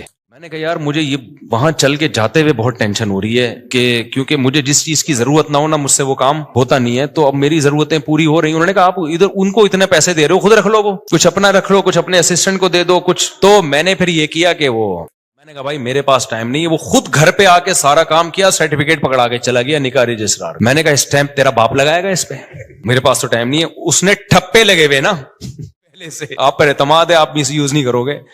پھر میں نے ایک اسسٹنٹ رکھا, میں نے کہا نکاح کی ساری ڈاکومنٹیشن تیرے ذمہ ہے, تو میں فیس لے رہا ہوں ان کو دینے کے لیے, پھر ظاہر ہے مجھے بھی بچتی ہے. تو اب اتنا بھی استغنا ٹھیک نہیں ہے نا, اتنا بھی شو مارنا ٹھیک نہیں ہے کہ جب کچھ ہو ہی نہیں رہا تو پھر جو رزق آ رہا ہے تو آنے دو. ہم نے اس کی ایک فیس رکھ دی, ہم نے کہا ٹھیک ہے بھائی اتنا ٹائم تو لگ رہا ہے نا. یہاں جا کے پھر یہ وہ اتنے نکاح آنے شروع ہو گئے کہ انڈے پراٹھوں سے ہم تھوڑا آگے, ہم نے کہا فری پھوکڑ کا آ رہا ہے بھائی. اچھا خیر, پھر بھی اتنی فیس نہیں ہے جتنی لوگ لے رہے ہیں. میں اپنے نام کی فیس لینا چاہوں نا، جو اللہ نے ٹوٹی پھوٹی ہم جیسے نالائقوں کو شہرت دے دی، تو اس اسٹیج پہ پہنچنے کے بعد قاضی کی فیس 1.5 لاکھ 2 لاکھ ہوتی ہے. ہماری فیس اس سال 10,000 ہوئی ہے، سمجھ رہے ہو؟ اور اس میں بھی لوگوں کو کہا ہوا ہے کہ کوئی بھی ایک دفعہ کہہ دے کہ میرے پاس نہیں ہے تو دوبارہ اس سے پوچھنے کی ضرورت نہیں ہے. یہ نہیں اس کے کہ تو آئی فون لے کے کیسے گھوم رہے جب تو کم بخت 10,000 نہیں دے سکتا، یہ تیرے پاس یہ موبائل کہاں سے، یہ نہیں. اس کو میں نے اسسٹنٹ کو بتایا جو ایک دفعہ کہہ دینا کہ نہیں دے سکتا دوبارہ پوچھنے کی ضرورت بولو نہیں ہے، فری میں پڑھائیں گے. تو فری میں بہت سارے نکاح پڑھاتا ہوں اور تعلق والوں سے تو ایک روپیہ بھی نہیں ہوتا، بلکہ اسسٹنٹ کو اپنی جیب سے دے رہا ہوتا ہوں کہ یار تیری محنت تو لگ رہی، نادرا میں تو خرچہ ہو رہا ہے نا، مجھ سے لے لینا پیسے. وہ سمجھ میں نہیں آ رہی میرا خیال ہے بات. تو ہم نے تو پوری زندگی کوشش کی ہے نالائقی میں پیسے کو لات مارنے کی. یہ شادیاں بچوں ہی کی برکت ہے جو اللہ کھلائے. اللہ نے مجھے زندہ رکھا ہوا اب تک اس لیے تاکہ 15 سال پہلے جو میرے ساتھ دوست تھے نا جو کہتے تھے تم شادیاں کر رہے ہو پیسہ ہے نہیں تمہارے پاس بھوک سے مرو گے، تو اللہ نے مجھے اب تک زندہ اس لیے رکھا ہوا ہے یہ بتانے کے لیے کہ ان کو بتا دینا کہ اس بچوں کی سپیڈ بھی کم نہیں ہوئی ہے، شادیوں کی سپیڈ میں بھی کوئی کمی نہیں آئی ہے، اور اللہ کیسے کھلا رہا ہے کیسے پلا رہا ہے. ایک اہل حدیث دوست ہیں میرے 2010 یا 11 میں مجھ سے ملنے کے لیے آئے تھے. اتنی بڑی داڑھی ان کی، لال نا کلر، وہ مہندی لگائی بھی انہوں نے. میری 4 شادیوں والی کتاب پڑھی انہوں نے. ابھی میرا کل ان سے فون پہ پرسوں ان سے فون پہ بات ہوئی ہے، اس لیے میں یہ واقعہ سنا رہا ہوں. وہ آئے کہتے ہیں آپ نے کیا کتاب لکھی ہے مفتی صاحب. اچھا انہوں نے میرے حالات دیکھے، میری پھٹ پٹی. انہوں نے مجھے اپنے گھر میں دعوت کی. انہوں نے کہا یار میں نے ایسی کتاب آج تک نہیں پڑھی. بڑے متاثر تھے. یہ وہی ہے جن کو تبلیغ میں نہیں میں نے بتایا تھا کہ وہ سارے فرقوں میں دھکے کھا کے آخر میں گئے تبلیغ میں، وہ یہ وہی ہیں، بروہی ہیں بروہی. تو بلوچستان سے ان کا تعلق ہے. انہوں نے میری گھر میں دعوت کی، میں اپنی پھٹ پٹی پہ گیا. اچھا اس وقت بھی ہمارا ہم پٹ پٹی کو سمجھ رہے تھے لینڈ کروزر ہے ہماری، غربت کا تو اس وقت بھی احساس نہیں تھا، کیونکہ بھائی لوگوں کے پاس یہ بھی نہیں ہوتی یار. تو ہم تو پٹ پٹی بھی جا رہے ہیں، ٹرن کر کے پہنچ گئے. مجھے یہ خوشی ہوتی تھی کہ اس کے پیسے میرے پاس ہیں الحمدللہ، میں پیٹرول ڈال سکتا ہوں اپنے خرچے پہ. تو ان کا پرسوں فون آیا. انہوں نے کہا مفتی صاحب مجھے آپ کا وہ زمانہ یاد ہے، اور کہتے ہیں میں آپ کا ہر جگہ دفاع کرتا ہوں، ہر جگہ دفاع کرتا ہوں کہ اس آدمی نے اس وقت یہ بات کہی تھی کہ پیسہ مت دیکھو، شادیاں کرو، نسل مت روکو. کہہ رہے اب لوگ نا آپ کی ریوو پہ اعتراض کرتے ہیں، یہ مفتی ریوو میں گھوم رہا ہے، یہ مفتی امریکہ جا رہا ہے، یہ مفتی جاپان جا رہا ہے، یہ مفتی سوئٹزرلینڈ جا رہا ہے، یہ مفتی یہ وہ. بھائی جب ظاہر ہے نوٹ آئیں گے تو شادیاں تو ہوں گی. کہہ رہا ہے میں ہر ایک کے ساتھ سامنے دفاع کرتا ہوں کہ میں اس مفتی کو جتنا جانتا ہوں آپ لوگ نہیں جانتے. اس مفتی کے پاس بچے پہلے آئے ہیں، بیویاں پہلے آئی ہیں، ریوو، اور ابھی تک یہ ریوو میری نہیں ہے، کرائے پہ ہے. اچھا یہ ویسے ہی راز کی بات بتا دوں، لیکن ہم اس کو کیا سمجھتے ہیں، یہ بینک سے لیوے تو رینٹ دینا پڑتا ہے. تو لیکن بھائی ہمیں اس سے کیا، میری ہے یا رینٹ کیا ہے تو اسٹیئرنگ کس کے کنٹرول میں ہے، میرے کنٹرول، میری ہے بس. کرائے کا گھر ہے، اگر چابی اس کی میرے پاس ہے تو کس کا گھر ہے وہ؟ مالک مکان میری پرمیشن کے بغیر نہیں گھس سکتا گھر میں. آئے نا اگر بولو تو کیوں آ رہا ہے بھائی، تو میرا گھر ہے. تو اتنا کافی ہے میرا ہونے کے لیے، اس سے زیادہ کی ہوس مت کرو. پھر بہت پیسہ اللہ نے دے دیا تو ٹھیک ہے. اب مجھے گارڈننگ کا بہت شوق تھا، میرے پاس تو زمین ہی نہیں تھی سبزیاں اگانے کے لیے. تو اب ایک ہے تو گورنمنٹ ہی کی زمین ہی ہے لیکن کسی کام کی نہیں ہے، تو ہم نے یہاں پودے لگانا شروع کر دیے. جب تک کوئی چھیڑ نہیں رہا تو ہم اپنی سمجھ رہے ہیں. ابھی میں نے اس کا ولاگ بھی بنایا ہے، لوگ سمجھ رہے ہیں مصطفیٰ کے پاس بڑا ایریا زبردست، حالانکہ وہ گورنمنٹ کی زمین ہے. لیکن مجھے اس سے کیا کرنا، جب وہ میرے کام میں سبزی اگا کے مجھے دے رہی ہے، میرے ٹماٹر کا شوق پورا کر رہی ہے، میری بھنڈی کا شوق پورا کر رہی ہے، تو ابھی اپنی بھی تو یہی کرتی ہے. اس میں گورنمنٹ تو خوشی ہوگی، اچھا کسی کام میں آ رہی ہے. یہ جو نرسری والے ہوتے ہیں یہ تو فٹ پاتھوں پہ لگا رہے ہوتے ہیں نا، یہ جو فٹ پاتھ پہ نہیں، وہ جو بیچ میں روڈ کے بیچ میں جگہ ہوتی ہے، گورنمنٹ تو چاہتی ہے اچھا ہے گرینری ہوگی، تو بس وہ اپنی سمجھو اس کو یار. تم تو مجھے کیا کرنا ہے کہ کاغذ میں میرے نام ہو. بھائی جو چیز میرے استعمال میں ہے وہ کس کی ہے؟ آپ نے پراٹھا اپنے خرچوں سے خرید کے مجھے اس میں شریک کر لیا تو یہ پراٹھا کس کا ہے؟ میرا ہے. مزہ وہی آئے گا اس میں. اب میں کہ یہ میں نے چونکہ اپنے پیسوں سے نہیں خریدا. ابے تو بے وقوف آدمی ہے، تو کسی اور کے پیسوں سے اگر تو تجھے پراٹھا کھلا رہا ہے اور تیرا دوست ہے، کوئی بھیکاری بن کے نہیں کھلا رہا، کوئی ایسا نہیں کوئی بعد میں تجھے تانے دے رہا ہو. تمہیں تو نوالا پیٹ میں جا رہا ہے نا، تمہاری تو بنیادی ضرورتیں پوری ہو رہی ہیں. اب تمہارے خرچے پہ ہو، کسی اور کے خرچے پہ ہو، تمہیں آم کھانے سے مطلب ہے، تمہیں پیڑ گننے سے مطلب نہیں ہونا چاہیے. تو میرے رب کے مجھ پر احسانات ہیں. جب میں پیدا ہوا تو مجھے ماں بھی ملی محبت والی، باپ بھی ملا محبت والا، بہن بھائی کی نعمت ملی، ابا اماں کھلاتے رہے، اس وقت میرے خرچے پہ نہیں ابا کے خرچے پہ ہم کھاتے رہے، ہمیں کھانے سے مطلب تھا. اللہ نے ہمیں گھر کی چھت بھی دی، ابا کے گھر تھا وہ، میرا گھر نہیں تھا. تو مجھے اس سے کیا غرض کہ مجھے تو گھر مل گیا نا جو میری ضرورت ہے. پھر جب ہماری شادی ہوئی، دوسری جب ہوئی، تو دھکے مار کے گھر سے نکالنے کی کوشش سے پہلے ہی ہم نکل گئے. الحمدللہ ہمیں پتا تھا نکال دیا جائے گا لیکن ہم پہلے ہی نکل گئے. تو لیکن نکالا نہیں ہے، دوسری زیادہ سے زیادہ باتیں میں جا سکتا ہوں. خیر اب کچھ باتیں آنے میں گھر والے بھی سن رہے ہوتے ہیں، وہ بھائی بھی بول رہے ہیں کہ آپ کیا باتیں کر رہے ہیں. اچھا خیر، تو پھر مجھے ایک گھر کرائے پہ مل گیا. تو میری تو چھت, مجھے وہی چھت مل گئی الحمدللہ, پراٹھے اسی طرح سے چلتے رہے, کھانا پینا چلتا رہا, اب تک بھی چل رہا ہے. تو میں نے اس لیے کاروبار کو بدتمیزی کے ساتھ کاروبار کیا کہ ضرورت ہی نہیں پڑ رہی یار, کوئی مصیبت پڑے نا, بھوک لگ رہی ہے, مر رہے ہیں, تو پھر آدمی اخلاص سے کرتا ہے. تو ہماری مہینے کے اینڈ کے بعد نہیں, مجھے اگلے مہینے کی پہلی تاریخ کو میرے ساتھ کیا ہوگا یہ مجھے نہیں پتا ہوتا تھا. تو اب ایسے آدمی کے پاس اگر پیسہ آئے تو اس کا تو دماغ خراب ہو جائے گا کہ نہیں ہو جائے گا, جو اس زمانے کو بادشاہت والا زمانہ سمجھ رہا ہو. تو میرے پاس تو اگر ریوو آ گئی تو میں تو کہہ رہا ہوں یار, میں تو پٹ پٹی کو سمجھتا تھا کیا یہ جو نہیں ہوتی دھکے والی پٹ پٹی. پھر ہمارے پاس جب پیسہ آیا تو ہم نے پھر وہ GTO 110 بھی خریدی. ایسا نہیں ہے کہ وہ پٹ پٹی بھی گھومتے رہے. تو جب یہ تو پھر تو اس لیے ہم لوگوں کے مسائل غربت نہیں ہے, ناشکری ہے. آپ نے ایک فرض کیا ہوا ہے کہ میں نے اس لیول تک جانا ہے. میں نے ابے کیوں فرض کر کے بیٹھا ہوا ہے, تو محنت ضرور کر, اللہ دے دے ٹھیک ہے, نہیں دے تو جو ہے اس پہ سمجھو کہ بہت دیا اللہ نے ہمیں. اور اس سے انسان کی صحت اچھی ہوتی ہے, خوش رہتا ہے تو اور اچھی ہو جاتی ہے صحت, ہر چیز کو انجوائے کرتا ہے. اور جو آدمی بیچارہ دولت کی ٹینشن لے کے بیٹھا, وہ کمبخت دولت بھی اس کے کام کی نہیں ہوتی, اس کو ہر وقت ٹینشنیں کھائی جا رہی ہوتی. تو خوش رہنا سیکھو بھائی. خوش وہی رہے گا جو کہے گا میرے پاس میری حیثیت سے زیادہ اللہ نے مجھے دیا ہے. جو یہ جس کے دماغ میں کانسیپٹ آ گیا نا, تو وہ خوش رہے گا. اور جو یہ سمجھنے لگا کہ میری ضرورت اتنی ہے, اللہ دے کم رہا ہے مجھے, ٹینشن میں جاؤ گے. تو پراپرٹی کو ٹینشن نہ بناؤ, ذاتی گاڑی کو ٹینشن, بولو پیسہ کمانا نہ چھوڑ دو, پہلے ہی مرے ہوئے لوگ ہیں اور مر جائیں گے. ایسا نہ ہو میری موٹیویشن سے آپ سمجھے پیسہ, غریب لوگ ہیں, ملک کا بیڑا غرق ہو رہا ہے. لوگوں کے پاس پیسہ آئے گا تو ملک کو بھی فائدہ, اور پیسہ کوشش کرو ڈالر میں کماؤ. پاکستانی کرنسی میں پیسہ کمانے کا زکات دینی چاہیے ایسے آدمی کو جو یعنی کرنسی میں پیسہ کما رہا ہے. تو پیسہ کماؤ ڈالر میں. ہم تو لوگوں کو ترغیب دیتے ہیں باہر سے پیسہ لے کر آؤ. تبھی میں لوگوں کو کہتا ہوں یوٹیوب چینل بناؤ, ولاگنگ کرو, کچھ بھی کرو. ابھی تو میرا ایونٹ تو اسلام آباد میں یہی تو ترغیب دینے کے لیے تھا کہ یہ جو یوٹیوب ہے نا, بہترین, یہ جو یوٹیوب کی ارننگ کے جو حرام ہونے کے لوگ کہتے ہیں نا حرام ہے, اس کو تو میں کئی دفعہ دلائل دے چکا ہوں. لوگ کہتے ہیں احتیاط والے پہلو پر عمل کریں, اگر حلال حرام میں بہتر. بھائی احتیاط والے پہلو پر اگر آپ عمل کر رہے ہو تو دوسری احتیاط چھوٹ رہی ہے. اب یہ جو یوٹیوب ہے, سوشل میڈیا ہے, یہ ریمیڈنس لانے کا ایک بہت بڑا ذریعہ ہے. اگر آپ اسی کو حرام قرار دے دیا, ایک تو خالص حرام ہے, وہ تو کبھی بھی حلال نہیں ہو سکتا, لیکن اگر گنجائش کا پہلو نکل رہا ہے تو لوگوں کو دینا چاہیے. اس لیے کہ ریمیڈنس جتنا زیادہ ملک میں ابھی آئے گا وہ یوٹیوب فیس بک کے ذریعے آئے گا, جتنا اس کے ذریعے آ رہا ہے کسی اور ذریعے سے نہیں آ رہا. اس سے آپ کا ملک تھوڑا سا تو اسٹیبل ہوگا نا, آپ کا کنٹری. اس پہ لوگ ہمیں کہتے ہیں اصل میں اپنے چینل ہے نا اس لیے یوٹیوب کی ارننگ حلال ہے. جب ہمارا چینل نہیں تھا تب ہم نے یوٹیوب کی ارننگ کو حلال ہونے کا فتویٰ دیا تھا 2014 میں. اس وقت ہمیں پتہ ہی نہیں تھا یوٹیوب چینل ہوتا کیا ہے, پتا تو اب بھی نہیں ہے کیونکہ ابھی بھی ہمارا چینل کسی اور نے بنایا ہے, لیکن اس وقت تو پتہ ہی نہیں تھا کہ اس میں کوئی سورس آف انکم بھی ہے, کچھ بھی نہیں پتا تھا اس بارے میں. تو اس وقت ہم نے جائز ہونے کا فتویٰ اسی وجہ سے دیا تھا کہ بھائی اس میں دونوں پہلو نکل رہے ہیں, لیکن جائز ہونے والے پہلو کو ترجیح دی جائے گی, کیونکہ اصل جو یوٹیوب سے آپ کو ارننگ ملتی ہے وہ پروڈکٹ کو پروموٹ کرنے کی ملتی ہے. اس میں جو لڑکیاں آ رہی ہیں وہ ایک اضافی چیز ہے, پیسے اس کے نہیں مل رہے. جیسے موبائل کی دکان پہ آپ لڑکی کو بٹھا دو تو بٹھانا غلط کام ہے, آپ نے اگر خود بٹھایا ہو, کسی اور نے بٹھایا تو وہ آپ کو گنا بھی نہیں ملے گا اس کا. یوٹیوب ہمارے مشورے سے تھوڑی لا رہا ہوتا ہے وہ اشتہار میں لڑکیوں کو. تو آپ نے اگر موبائل کی دکان پہ لڑکی بٹھا دی ہے تو لڑکی بٹھانا غلط عمل ہے, لیکن اس سے آپ کی ارننگ تھوڑی حرام ہو جائے گی, کیونکہ لڑکی دیکھنے کے پیسے تھوڑی لوگ دے رہے ہیں, ہے نا. آپ کو نہیں آ رہی سمجھ میں میرا خیال ہے.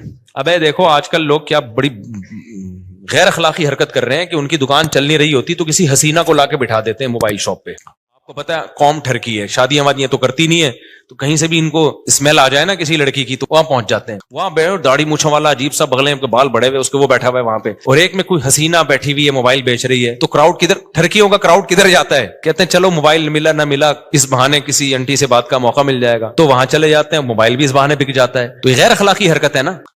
کوئی مفتی یہ نہیں کہے گا کہ وہ جو موبائل فروخت ہوا ہے اس کی ارننگ حرام ہو گئی ہے, اس لیے کہ ارننگ اس لڑکی سے بات چیت یا بدنظری کی نہیں ہے. اس کو جو پیسے مل رہے ہیں وہ اس موبائل کے عوض میں پیسے مل رہے ہیں. تو یہ عمل غلط ہے کہ آپ لوگوں کو غلط طریقے سے کھینچ کے لا رہے ہو, لیکن اس سے ارننگ حرام نہیں ہوگی. اور یہ بھی عمل جب غلط ہے جب آپ نے کیا ہو. تو یوٹیوب پہ جو مونیٹائزیشن کے بعد آپ کو پیسے ملتے ہیں وہ کمپنیوں کی پروڈکٹ کو پروموٹ کرنے کے پیسے ملتے ہیں. وہ پروموٹ کرنے کے لیے لڑکیوں کو بھی بیچ میں گھسیڑ دیتے ہیں وہ. تو یہ غلط کر رہے ہیں, لیکن یہ آپ غلط نہیں کر رہے. یہ کون غلط کر رہا ہے؟ یہ گوگل غلط کر رہا ہے. تو گوگل ہمارے پاس ہوتا تو ہم نہیں کرنے دیتے اس کو. تو یہ آپ کے اختیار میں تھوڑی ہے. اس کی مثال ہے آپ نے کرائے پہ کسی کو دکان دے دی موبائل بیچنے کے لیے, آپ نے کہا بھائی مجھے اتنا رینٹ چاہیے, اس نے لڑکی لے جا کے بٹھا دی. لوگ کہیں گے آپ کی دکان میں لڑکیاں بیٹھی ہوئی, آپ کہیں گے بھائی یہ میرے اختیار میں نہیں ہے, یہ میں نے کسی کو رینٹ پہ دی بھی ہے, اور میں نے شراب کی دکان نہیں کھولی, اس پہ شراب بیچنے کی اجازت نہیں ہے. اب وہ بیٹھا ہے, یہ اس کو سمجھاؤ, تبلیغ میں سیروزہ لگواؤ اس کا, تاکہ وہ یہ کام نہ کرے. تو یہاں بھی ایسا ہی ہو رہا ہے. اس لیے مفتی کا کام ہوتا ہے, جو مفتیان کرام ہوتے ہیں, ہر پہلو سے فتویٰ دو. ہمارے پاس 2013-14 میں یہ یوٹیوب کی مونیٹائزیشن کے سوالات آئے تھے, اس وقت علماء کا پینل بیٹھا تھا پوری ڈیٹیل کے. اس وقت ہمارا کوئی چینل نہیں تھا, نہ ہمارا ارادہ تھا, اور 2-3 سال کے بعد بھی لوگوں نے بتایا کہ چینل آپ مونیٹائز کر لیں. میں نے کہا چھوڑو یار, ہمیں کیا پیسہ کمانا ہے یوٹیوب, وہی ہمارے تو پراٹھے پورے ہو رہے ہیں. تو پھر بھی نہیں کیا ہم نے مونیٹائز. لوگ کما رہے تھے, ہم نے کمانے دیا ان کو. اس کے بعد پھر یہ جو ایڈمن ہے ہمارے یو ایس اے میں, احمد طالب, انہوں نے 18 میں چینل بنایا, انہوں نے خود یہ مونیٹائزیشن کی ہے. مجھے تو مونیٹائزیشن کا لفظ ہی کئی دنوں کے بعد جا کے یاد ہوا تھا کہ یہ کیا ہوتا ہے. پھر پیسہ بھی انہی کے پاس جاتا ہے. انہوں نے کہا ہم نے وہ لوگ رکھنے, امپلائیز رکھنے چینل کو گرو کرنے کے لیے. تو اگر پھر بھی میں نے بھی بنایا ہو تو اس میں یہ الزام کہ چونکہ اپنے چینل مونیٹائز ہوئے ہوئے, اس چکر میں انہوں نے مفتیوں نے حلال ہونے کا فتویٰ دیا, تو یہ بدگمانی ہے. یعنی مولویوں کو کسی حال میں جو, اگر ہم حرام ہونے کا فتویٰ دیتے ہیں نا, تو پتہ ہے لوگ کیا کہتے ہیں, اب یہ ان کو تو کیا, ان کی تو چارج, ان کے تو نکاح پڑھا کے پیسے آ رہے ہیں نا, ان کے تو ہدیے نذرانے مل رہے ہیں, قوم جائے بھاڑ میں, ان کو بس حلال حرام کی. تو لوگ یہ باتیں کرتے ہیں. حلال ہونے کا فتویٰ دیا, اصل میں اپنے چینل کھل گئے ہیں نا ان لوگوں کے, اس لیے یہ کر رہے ہیں. تو وہی ہے ملامتی فرقہ ہے مولوی تو کسی حال میں. اور کچھ مولوی ایسے ہوتے بھی ہیں, 2 نمبر بھی ہوتے ہیں, لیکن ہمارے ہاں جو فتویٰ دیا گیا ہے وہ اس کسی لالچ کی بیس پہ نہیں دیا گیا. اور میں اور مزید آپ کو ایک احتیاط, ہم نے فتویٰ دیا اس کی مونیٹائزیشن کے جواز کا, لیکن جب ہمارے ایڈمن احمد بھائی نے میرے چینل کو مونیٹائز کیا ہے نا, تو میں نے کہا اس میں میں دوسرے علماء سے بھی فتویٰ لوں گا, اپنے بارے میں میں اور احتیاط کروں گا.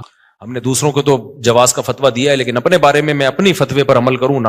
تو جو ایکسپرٹ مفتیان کرام ہیں, جو مجھ سے بھی زیادہ ایکسپرٹ ہیں, آدھا 1-1 گھنٹہ میں نے بیٹھ کے ان سے پھر اس پہ ڈسکشن کی ہے کہ بھئی اور بھی جتنے پہلوؤں کے لحاظ سے اس پہ اور کیا جا سکتا ہے. تو یہ بات کہاں سے چلی تھی, تو یہ مجھ سے پوچھ رہے ہیں کہ پیسہ کمانے کا طریقہ. تو میرے پاس تو ایک ہی طریقہ ہے, شادیاں کرو, بچے اسپیڈ سے پیدا کرو, جب ضرورت بڑھے گی تو رزق کے دروازے بھی بڑھ جائیں گے. لیکن ایسا ہے نہیں, بچے بھی اسپیڈ سے پیدا کرو, رزق کمانے کی کوشش بھی کرو. آپشنل ہمارے ساتھ ایسا ہو گیا کہ ہم نے رزق کو لات ماری, پھر بھی رزق آ گیا. لیکن اللہ کا قانون یہ نہیں ہے. قانون اللہ کا یہ ہے کہ آپ کو شادی بھی کرنی ہے اور کمانے کی فکر بھی. میرے ساتھ شاید اس لیے بھی ہو گیا ہو, تو دین کی خدمت کے لیے میں نے وقف کیا اپنے آپ کو کہ یار ہم ساری زندگی دین کی خدمت کریں گے. تو شاید اللہ کی کوئی رحمت ہو گئی ہو کہ چلو یار ایک بندہ دین کی خدمت میں لگا ہوا ہے, اور عبرت کا نشان نہ بن جائے کہیں 4 شادیوں کے بعد سارا فلسفہ ہی دفن ہو جائے شاید. اور یہ بھی ڈھیل بھی ہو سکتی ہے اللہ کی طرف سے, استدراج بھی. اللہ تعالیٰ میرے کسی عمل سے ناخوش ہوں, اللہ بچائے ایسی بات سے. لیکن بہرحال اللہ کہ ٹھیک ہے ابھی کھا لے بیٹا, تجھے پکڑوں گا میں, اللہ بچا کے. یہ بھی ڈر لگتا ہے ہمیں, تو بہت سارے ہو سکتے ہیں. لیکن جو شریعت کا اصول, قاعدہ اور ضابطہ ہے کہ جیسے نماز پڑھنا فرض ہے, رزق حلال کمانا اور اس کی کوشش کرنا بھی اسی طریقے سے فرض ہے. تبھی میں ان دنوں میں بھی تعریف کے طور پر یہ باتیں نہیں کرتا تھا. میں کہتا یار یہ میں نالائق ہوں, مجھے کرنا چاہیے. جب میرے بچوں کی سپیڈ اسی سپیڈ سے پیدا ہو رہے ہیں تو مجھے ان کے فیوچر کی فکر کرنی چاہیے, کچھ کاروبار کرنا چاہیے, کچھ جو ہے نا کمانے کی فکر کرنی چاہیے. تو یہ فکر کرنا فرض ہے. ایسے توکل جائز نہیں ہے کہ ہاتھ پہ ہاتھ رکھ کے بیٹھے رہو کہ چونکہ پراٹھے کا خرچہ پورا ہو رہا ہے. تو کل جب غربت آئی نا تو پھر بہت بڑی مصیبت کھڑی ہو جاتی ہے. 4 بیویاں مل کے تمہیں چترول لگائیں گی پھر.